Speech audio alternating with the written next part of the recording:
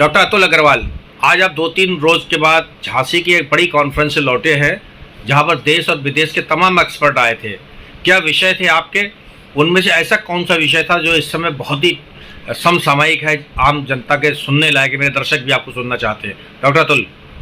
नमस्कार सभी दर्शकों को गंभीर न्यूज़ की तरफ से। वैसे तो मैं 3 मुख्य विषय पर अलग अलग दिन अलग अलग समय भाषण दिया था, लेकिन इस समय सबसे इम्पोर्टेंट जो चल रहा है HFMD, hand foot mouth disease, ये बच्चों में इतनी तेजी से फैल रही है कि लगभग पूरा भारत ही इसकी चपेट में है।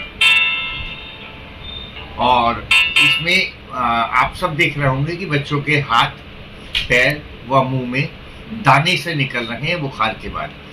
किसी किसी बच्चे को दाने ये तीनों हिस्सों में दिखाई पड़ रहे हैं, किसी के केवल मुंह में, किसी के पैर पे एवं हाथ में। माँ बाप बहुत परेशान हो जाते हैं और इसको लेकर अनेक भ्रांतियां समाज में व्याप्त हैं।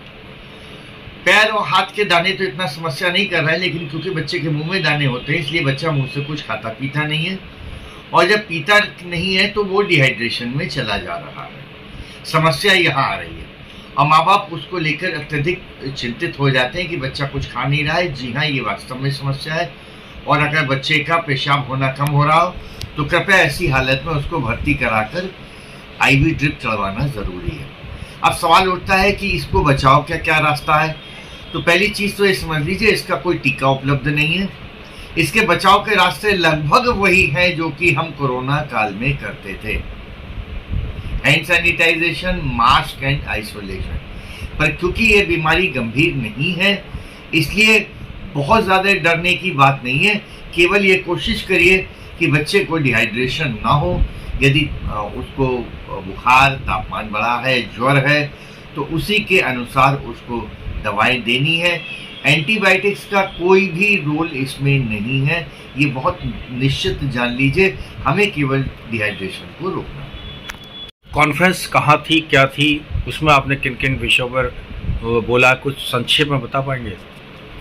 ये कॉन्फ्रेंस झांसी ब्रांच ने ऑर्गेनाइज करी थी, पर ये राजा राम के क्षेत्र ओरछा में इसको प्लान किया गया था। वहीं पर पूरे यूपी से, मध्य प्रदेश से और लगभग हमारे सारे राष्ट्रीय पदाधिकारी, राष्ट्रीय अध्यक्ष, राष्ट्रीय जनरल सेक्रेटरी, राष्ट्रीय 5 प्रेसिडेंट, आने वाले प्रेसिडेंट और कुछ हमारे विदेश की जो ब्रांचेज हैं उसके पदाधिकारी भी यहाँ आए हुए थे।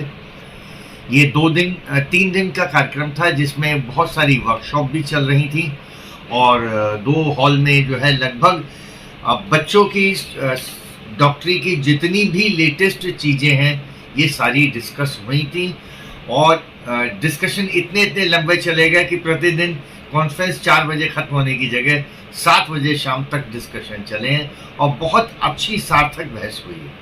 क्या निष्कर्ष निकला? बोलो, आप क्या निकला? क्या तो देखिए, किसी एक सब्जेक्ट पे आप पूछेंगे तो बता सकते हैं, क्योंकि इसमें तो neurology, cardiology, ophthalmology, psychological development, sexual development, adolescent, newborn, respiratory, gastroenterology, hepatology, urology, कोई ऐसा क्षेत्र था ही नहीं। 150 लेक्चर हुए हैं, तो लबोलुआब किसी एक सब्जेक्ट का तो बताया ही नहीं जा सकता।